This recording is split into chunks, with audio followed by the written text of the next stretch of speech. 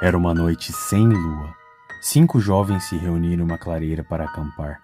Risadas, violão, cerveja, até que um deles comentou sobre uma criatura que vivia ali, meio homem e meio fera.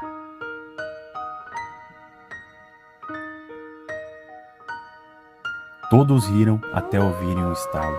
Depois um uivo, o som veio de todos os lados como se a floresta respirasse. Então silêncio. Um dos jovens saiu da barraca para olhar e gritou, quando todos os outros correram e encontraram só a lanterna caída em sangue. Muitas pegadas, mas apenas de um lado, entrando no acampamento. Nenhuma de saída. Na manhã seguinte os corpos estavam espalhados. Exceto de um. Ele foi levado inteiro, porque a criatura só devora quem tem medo.